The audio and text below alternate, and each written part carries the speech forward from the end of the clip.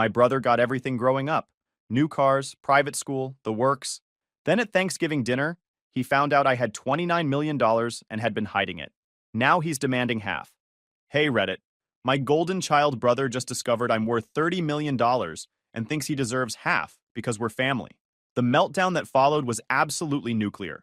Buckle up because this story is long, messy, and absolutely satisfying. I'm 34 male, the oldest of two kids. My brother Tyler, 29 male, has been the family favorite since birth. Not exaggerating, from the moment this kid existed, my parents acted like they'd won the lottery. Meanwhile, I was basically the trial run they tolerated while waiting for the real star to arrive. Let me paint you a picture of what favoritism looks like when it's not even trying to hide itself. Growing up, the favoritism wasn't subtle.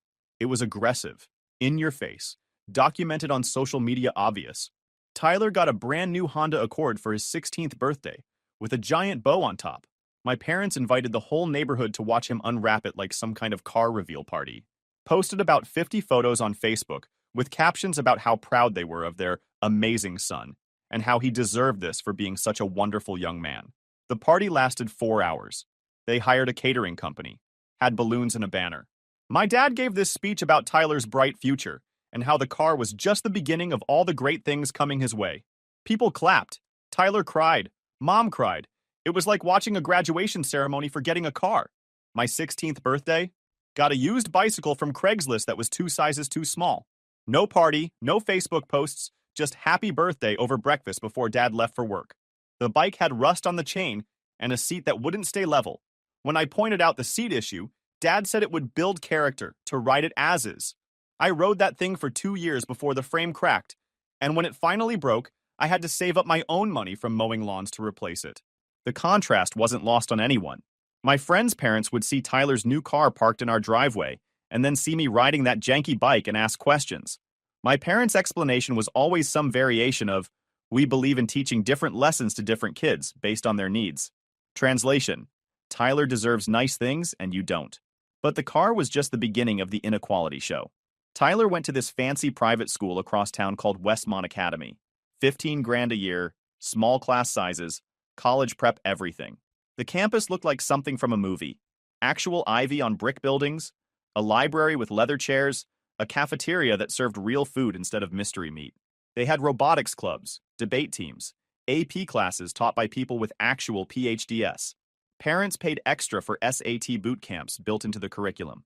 I went to Lincoln Public High School where the ceiling tiles leaked when it rained and half the textbooks were from the 90s. Our library was one room with books that hadn't been updated since before I was born. The chemistry lab had equipment so old our teacher would apologize before demonstrations. We had one guidance counselor for 400 students. College prep meant a bulletin board with pamphlets about community colleges. When I asked why Tyler got private school and I didn't, Mom sat me down at the kitchen table with this serious expression, like she was about to explain quantum physics. She explained that Tyler needed the extra academic support because he was gifted and required specialized attention to reach his full potential. Said he had a different learning style that required individualized instruction that public school couldn't provide. Gifted. This kid barely graduated with a 2.6 GPA from that expensive private school, while I maintained a 3.9 at my underfunded public school working twice as hard. Tyler's idea of studying was skimming SparkNotes 10 minutes before class. He'd come home and Mom would help him with his homework, actually do most of it while Tyler played video games in the same room. Meanwhile, I'd be up until midnight working through calculus problems from a textbook so outdated it still referenced cassette tapes as modern technology. Asked my parents for a tutor once because I was struggling with chemistry. Dad said tutors were expensive and I should figure it out by asking my teachers for help. Except my teachers had 150 students each and no time for individual attention. But sure, Tyler was the one who needed special attention. The double standards were everywhere and impossible to ignore. Tyler got name brand everything. Nike shoes, North Face jackets, designer jeans that cost more than my monthly lunch budget. I got whatever was on clearance at the outlet mall, usually 2 sizes too big so I could grow into it. Wore the same 3 shirts in rotation all through high school, because that's what I could afford with my lawn mowing money. Tyler's birthday parties had themes and decorations and catered food. For his 13th birthday, they rented out a section of the local arcade and invited his entire grade. Professional decorations, custom cake from an actual bakery, goodie bags for every guest. The whole event probably cost more than a mortgage payment. Mine were sheet cake from the grocery store, if anyone remembered at all. Most years, my birthday just passed without acknowledgement until someone mentioned it 3 days later. Oh, was that this week? Well, happy belated birthday. No party, no gifts, no celebration. Just another Tuesday that happened to be the day I was born. When Tyler made the JV basketball team sophomore year, despite being terrible at basketball, my parents bought season tickets and attended every single game. Brought signs with his jersey number, cheered loud enough to embarrass him, posted highlight reels on social media. Tyler played maybe 5 minutes total per game, mostly garbage time when the outcome was already decided, but you'd think he was an NBA prospect from how they carried on. I made varsity cross-country junior year and qualified for state championships after months of training, running 6 miles every morning before school, doing interval training after classes, pushing through injuries and exhaustion. Made it to state competition, which was a huge deal. Only the top runners from each region qualified. Know how many meets my parents attended? 0. Not one. They were too busy driving Tyler to basketball camps 3 hours away every weekend. Camps that cost $500 a session so he could learn ball handling skills he'd never actually use. Asked them once if they could maybe come to finals, since I had a real shot at placing. Mom said she'd try, but Tyler had an important game that same day. The game was junior varsity basketball. My race was a state championship. Guess which one they attended? I finished third in my heat and got a medal. Texted them a picture. Mom replied, "That's nice, sweetie."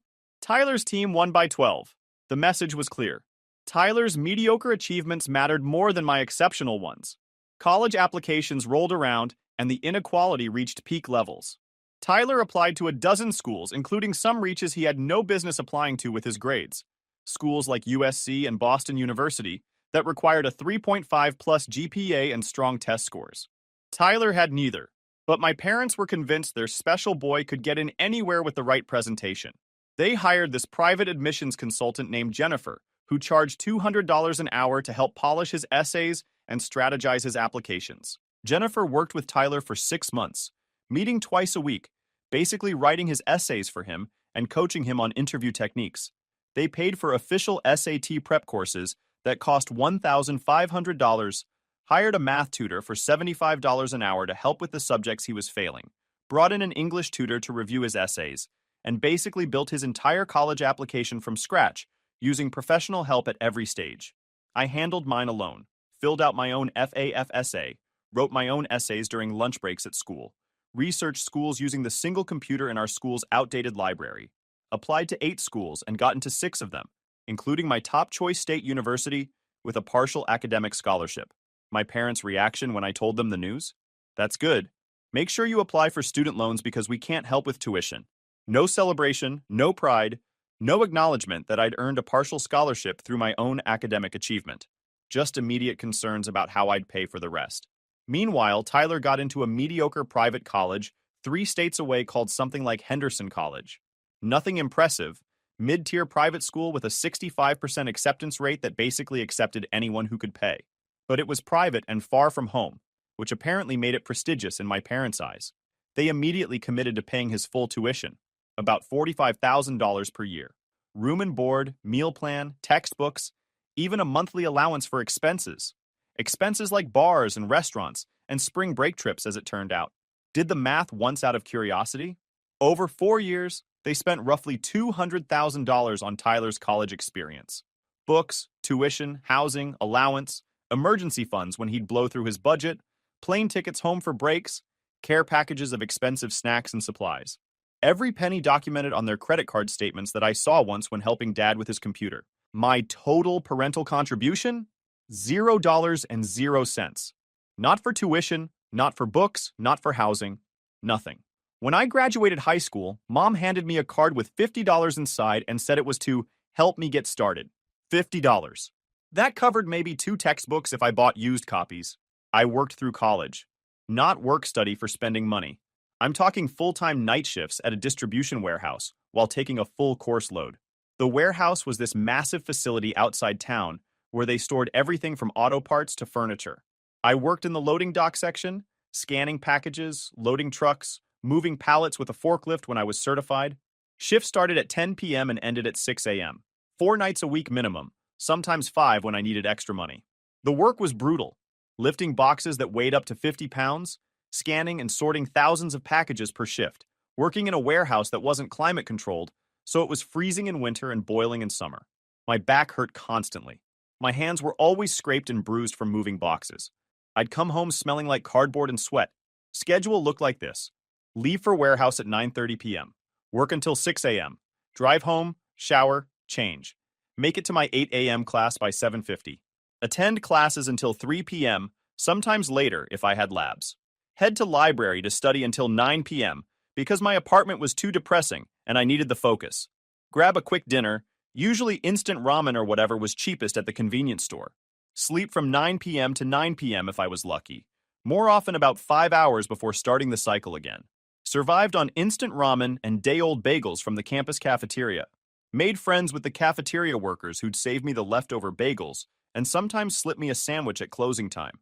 Ate a lot of meals consisting of plain pasta with butter, because a box of pasta cost 99 cents and butter was cheap. Splurged on pizza once a month when I could afford it. Lost weight constantly because I was burning more calories than I could afford to eat. My apartment was this tiny studio in the worst part of town.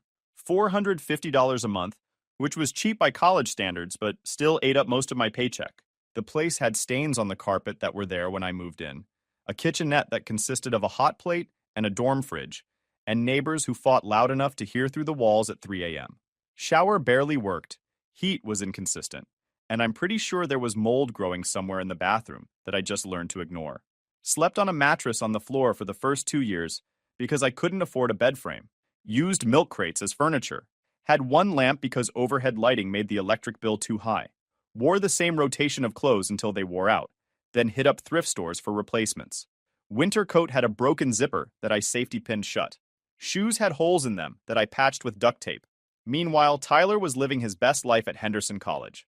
His Facebook was full of pictures from fraternity parties, spring break trips to Cancun and Miami, nights out at expensive restaurants, concerts, and sporting events. Posted constantly about his college experience, like he was documenting some coming-of-age film. Photos of him with his frat brothers, all of them in matching outfits they probably paid $200 each for. Pictures from formal dances where he'd rented a tuxedo. Weekend trips to ski resorts and beaches. Parents paid for all of it. When I asked Tyler once how he afforded everything, he just shrugged and said mom and dad sent him money whenever he needed it. They want me to enjoy college, he explained. Like that was normal. Like parents funding their kids' party lifestyle while their other kid worked night shifts and ate ramen was just standard operating procedure. Graduated with $60,000 in student loan debt and chronic back pain from lifting boxes for 4 years straight. Had stress-related health issues, constant headaches, stomach problems, insomnia even when I had time to sleep. My degree was in supply chain management because I'd gotten interested in logistics from working at the warehouse and figured I might as well study something I had practical experience in. Tyler? Joined a fraternity first semester, went to spring break in Cancun 3 years running, posted Instagram stories from bars every weekend, and graduated in 5 years because he failed organic chemistry twice and had to retake several other courses. My parents paid for the extra year without complaint, also paid for his fraternity dues, his spring break trips, his meal plan upgrades, and sent him care packages of expensive snacks and supplies every month. Probably dropped another $250,000 on him across those 5 years when you added everything up. After graduation, things somehow got worse before they got better.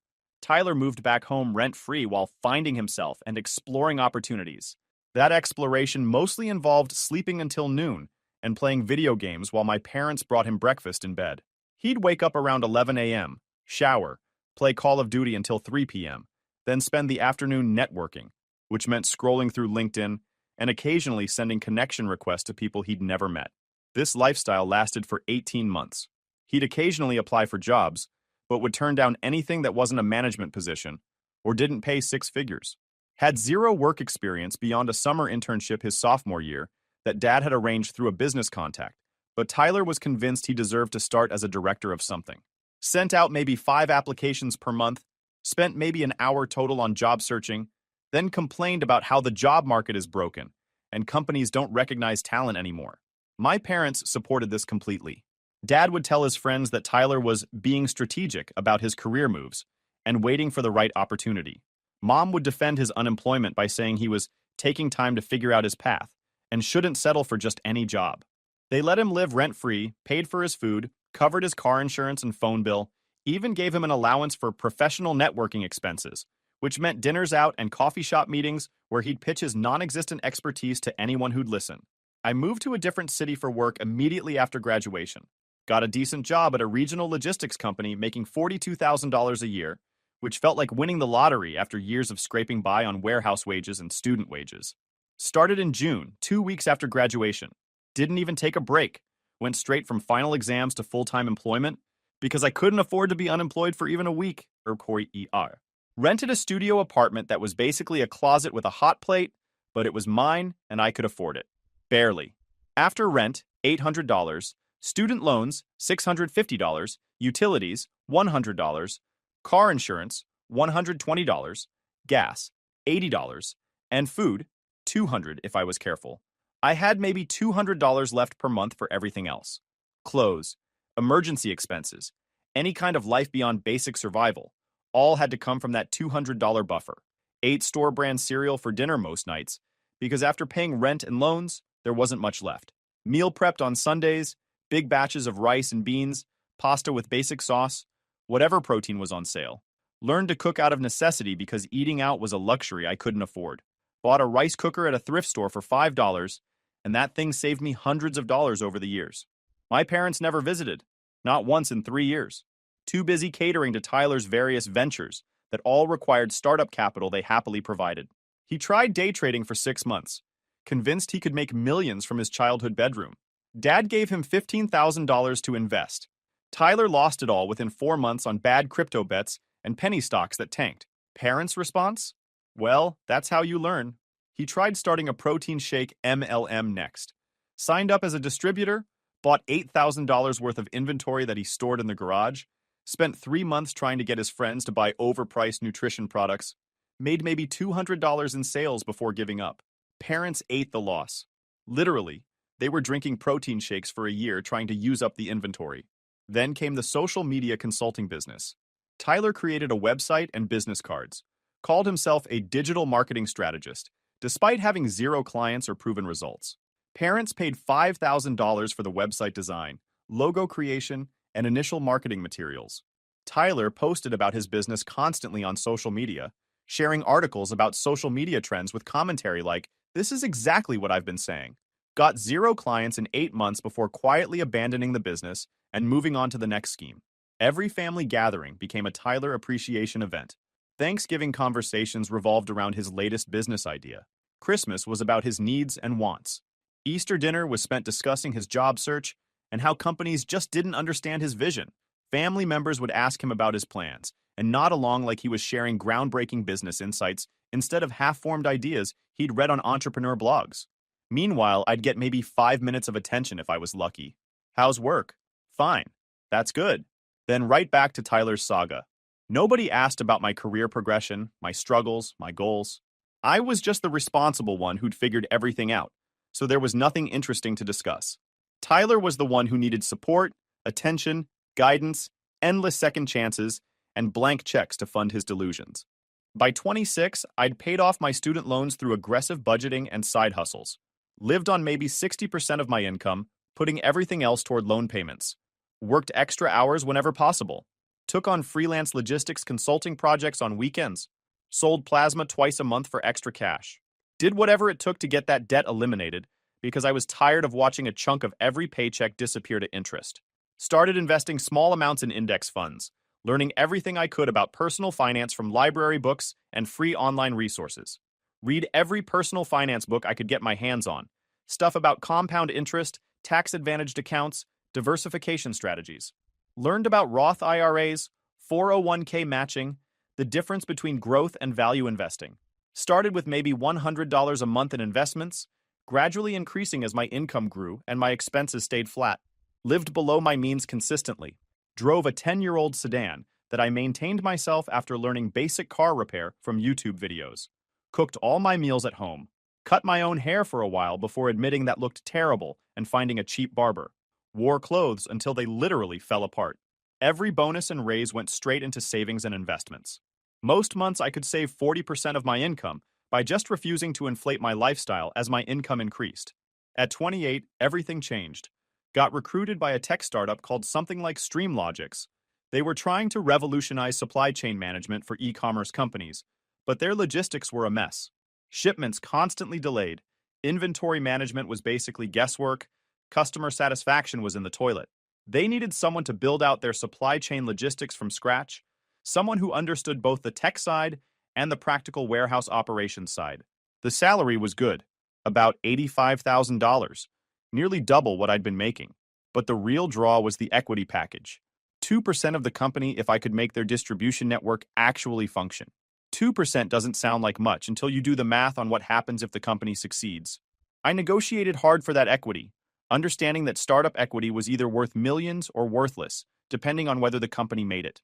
Spent 18 months working 80-hour weeks, solving problems nobody else could figure out, building systems from the ground up, implemented new warehouse management software, reorganized their entire shipping strategy, negotiated better rates with carriers, trained their staff on proper procedures, turned their distribution network from a disaster into one of the most efficient systems in their market segment.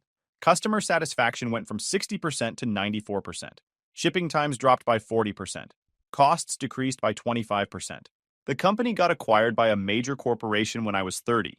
StreamLogix had grown from struggling startup to legitimate player in the e-commerce logistics space, and a Fortune 500 company wanted their technology and client base. My equity package was suddenly worth $8 million. After taxes, I walked away with roughly $5.2 million in actual liquid assets.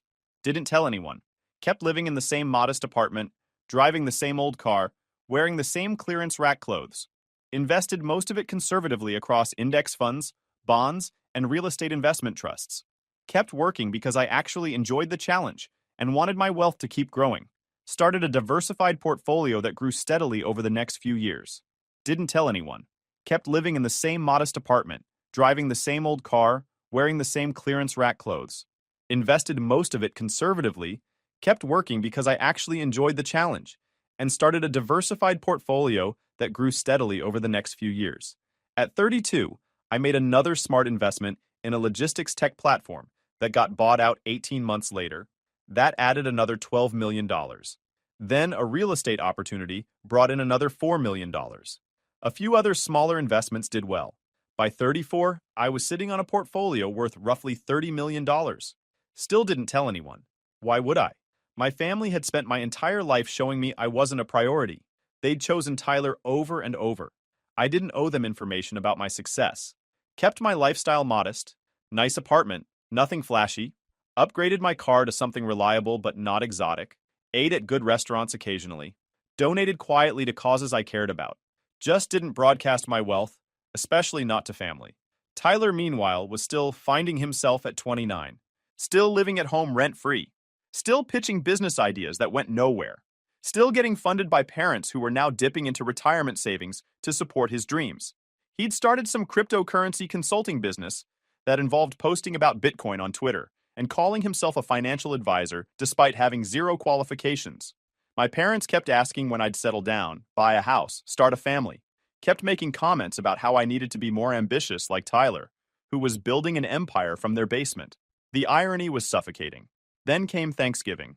This year, the gathering was at my parents' house like always. Tyler was there with his girlfriend Madison, who seemed nice but was clearly impressed by his entrepreneur status. My aunt and uncle came, along with my cousin who'd just gotten engaged. The usual dynamic played out. Everyone fawned over Tyler's latest business pitch, something about NFTs and digital assets that made no sense but sounded impressive. He was wearing expensive clothes my parents had obviously bought, talking about disrupting the financial sector while living in their basement. My aunt asked me about work. I said it was going well. I'd recently taken a senior advisory role at a major logistics firm. Before I could say more, Tyler jumped in with some comment about how traditional employment was dead and he was building generational wealth through decentralized finance. Generational wealth. From the basement. At 29 years old. Dinner was the usual interrogation. Why wasn't I married? Did I own property? Wasn't I worried about my future? Tyler had such ambition while I was just working a regular job. Madison kept nodding along like Tyler was a business genius instead of an unemployed 29-year-old living off his parents. Then my cousin asked about investments. She'd just gotten engaged, and they were saving for a wedding and house. Wanted advice on where to put their money. Tyler immediately launched into his cryptocurrency pitch. Bitcoin, Ethereum, altcoins, NFTs, how traditional investing was obsolete. Claimed he'd made significant returns through crypto trading. My parents nodded approvingly. Everything he said was wrong or dangerously misleading. You don't put wedding savings into cryptocurrency. This was terrible advice that could destroy their financial future. I should have stayed quiet. I'd spent years staying quiet while Tyler got praised for mediocrity. But watching him potentially ruin my cousin's financial planning finally broke something in me. That's actually really bad advice, I said calmly. You shouldn't put short-term savings into volatile assets. For a 3 to 5 year goal like a wedding and house, you want stable, liquid investments. Index funds, bonds, high-yield savings. Not cryptocurrency. The table went quiet. Tyler's face went red. What do you know about investing? You just work a regular job. I know enough, I replied. Oh, really? Tyler's voice dripped with condescension. How much have you made from investments? A few thousand? This was the moment. I could have backed down, stayed humble, kept my secret, but his smug face, my parents' approving looks, Madison's impressed expression, all for a guy who'd never earned anything, made me done with pretending. About 30 million, I said quietly. Absolute. Dead. Silence. Tyler laughed first. Right. Sure you have. I'm serious. My portfolio is currently valued at roughly 30 million. Started with equity from a startup acquisition, made smart investments after that. It's grown pretty well. My dad's fork clattered against his plate. You have $30 million? Roughly, yes. My mom just stared, mouth open like she was trying to catch flies. Tyler's laugh died. You're lying. There's no way you have that kind of money. You drive an old car. Yeah, because I don't need to impress anyone. The money's invested, working for me, growing. My uncle asked if I was serious. I pulled out my phone, opened my portfolio app, and showed him the summary. His eyes went huge. That's incredible. Good for you. My aunt looked genuinely happy. That's wonderful. You've done so well. My parents and Tyler? Different story. Mom's face went from shock to something harder. Dad looked like he was doing math, calculating money spent on Tyler. Tyler looked punched in the stomach. Madison was staring at me with new interest. That look that says, wait, I might have bet on the wrong brother. The rest of dinner was awkward. Conversation kept trying to restart, but dying. Tyler kept shooting me looks like I'd betrayed him. My parents seemed unable to process this. My cousin kept asking investment questions I was happy to answer. After dinner, I helped clear plates. My mom cornered me in the kitchen. Why didn't you tell us? Not, we're proud or that's amazing. Just accusation. Because it never came up. And honestly, why would I? You've never been particularly interested in my life. That's not fair. We've always cared. Mom, you didn't attend a single cross-country meet. You didn't contribute $1 to college while spending $200,000 on Tyler. You visited me 0 times. Don't tell me you cared when your actions prove otherwise. She looked stung. We did our best with what we had. Tyler needed more support. Tyler needed accountability. I cut her off. He needed parents who would teach him responsibility instead of funding every failed business idea. He's 29 years old living in your basement. That's not support. That's enabling. Dad appeared in the doorway. We should talk about this as a family. That conversation happened in their living room 30 minutes later. Tyler sat with his arms crossed. Madison perched next to him, looking uncomfortable. My parents sat across from me like this was some kind of intervention. Dad opened with questions about how I'd made the money. I explained the startup equity, the subsequent investments, the diversification strategy. Kept it high level because honestly, they wouldn't understand the details anyway. Mom wanted to know why I'd hidden it. I explained I hadn't hidden anything. I just hadn't announced it. There's a difference. Wealth isn't something you broadcast, especially to people who'd spent your whole life treating you as less important than your sibling. Then came the part I'd been waiting for. Well, Tyler said slowly, I think it's only fair that you share some of that wealth with family. We're your family. That money should benefit all of us. I actually laughed. Share it? Why exactly would I do that? Because that's what family does, Mom jumped in. We support each other. We've supported you your whole life. Stop. I held up my hand. You supported Tyler my whole life. You spent hundreds of thousands of dollars on him, while I got nothing. Funded his lifestyle, his failed businesses, his extended adolescence. I worked my way through college with nothing from you. Built my career with nothing from you. Made my fortune with nothing from you. This wealth exists because of my work, my decisions, my sacrifices. None of you contributed to it in any way. Dad tried the guilt angle. We gave you a place to grow up, Food, shelter, education, the bare legal minimum required by law, I interrupted. That's not something I owe you for. That's called being a parent. You're supposed to provide those things. You don't get bonus points for meeting baseline requirements. Tyler's face was getting redder. So you're just going to hoard $30 million while your family struggles? Struggles? I repeated incredulously. You live rent-free in a house your parents own. You eat food they buy. You wear clothes they pay for. You're not struggling. You're a grown man being completely subsidized by aging parents while pretending to be an entrepreneur. I'm building something, he shouted. You're building nothing, I shot back. You've been building something for 7 years with 0 results. You've lost tens of thousands of their money on schemes and scams. You're 29 years old and you've never supported yourself for a single month of your adult life. Madison shifted uncomfortably, clearly starting to see what I'd seen for years. My mom started crying. How can you be so cruel to your own brother? How can you ask me to fund the lifestyle of someone who's contributed nothing? I countered. You've spent my entire life showing me exactly how much you value me compared to Tyler. You made your choice. Now I'm making mine. Dad pulled out the family card. Blood is thicker than water. Family takes care of family. We raised you both the same. That's a lie and you know it, I said flatly. You didn't raise us the same. You raised Tyler like a prince and me like an afterthought. Every resource, every opportunity, every bit of attention went to him. I was just the backup kid you tolerated. That's not true, Mom protested. Mom, you missed my state championship meet to drive Tyler to a basketball camp. You bought him a new car and gave me a broken bike. You paid his full college tuition and told me to take out loans. Stop pretending you treated us equally when we both know that's complete garbage. The room went quiet again. Truth has a way of doing that. Tyler tried once more. Look, I'm sorry you feel that way about your childhood, but that's in the past. Right now, I'm trying to build something real, and I just need some capital to get it off the ground. As my brother, someone with the resources to help, I think you have a moral obligation. I have 0 obligation to fund your continued failure, I said coldly. You've had every advantage I never got.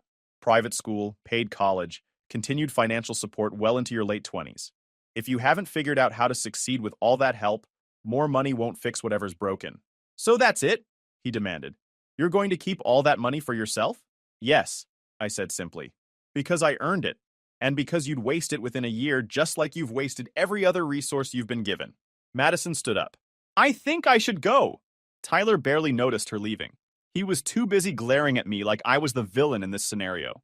My parents spent the next hour trying every manipulation tactic they could think of. Guilt, obligation, family unity. What would the relatives think? How could I be so selfish? Didn't I understand they'd sacrificed for me? On and on. I let them talk themselves out. When they finally stopped, I stood up. Here's what's going to happen, I said calmly. I'm going to leave. I'm going to continue living my life and managing my wealth as I see fit.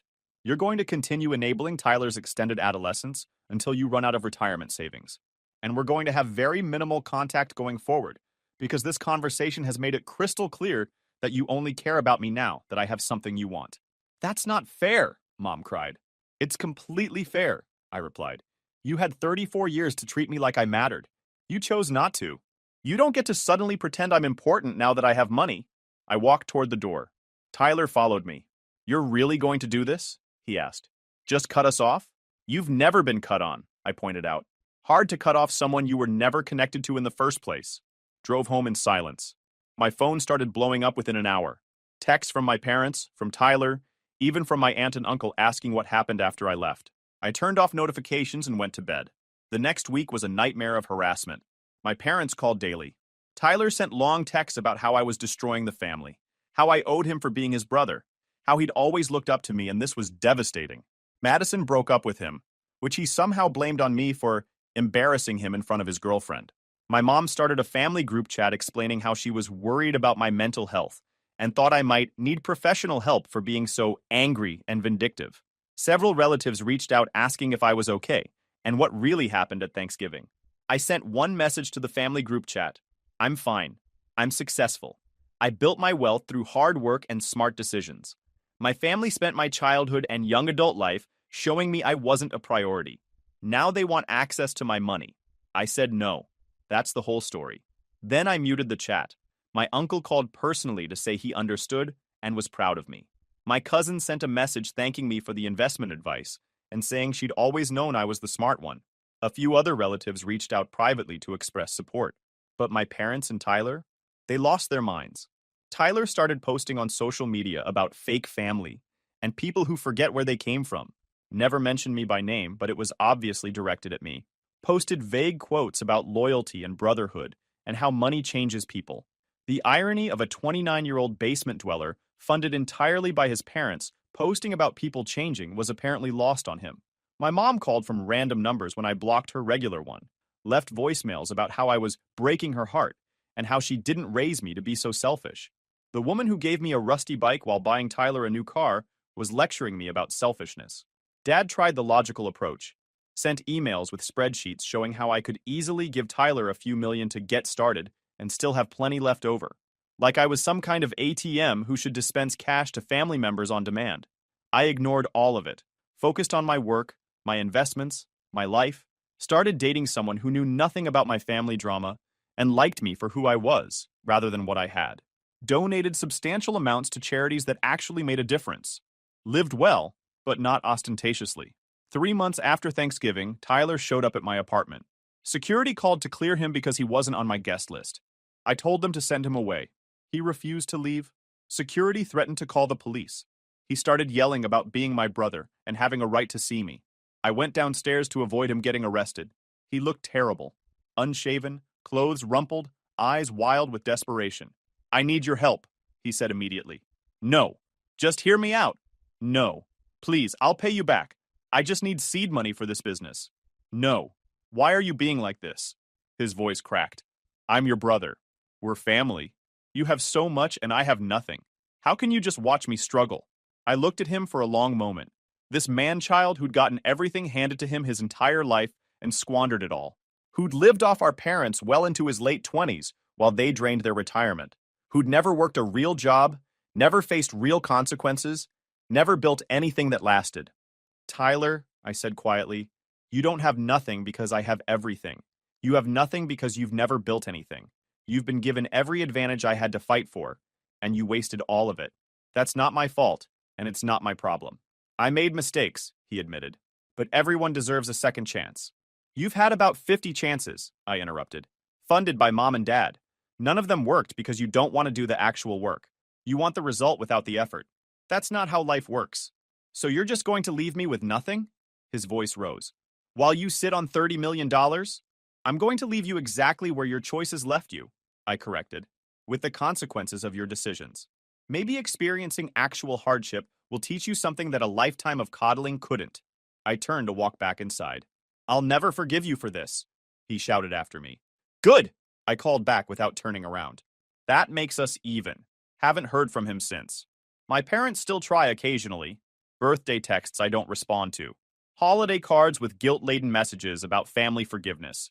Random attempts to restart conversation that I ignore. Tyler apparently got a real job finally. Some entry-level position at a tech company. Living in a shared apartment with roommates. Learning what it's like to actually support himself at 30 years old. Good for him, I guess. My life is better than it's ever been.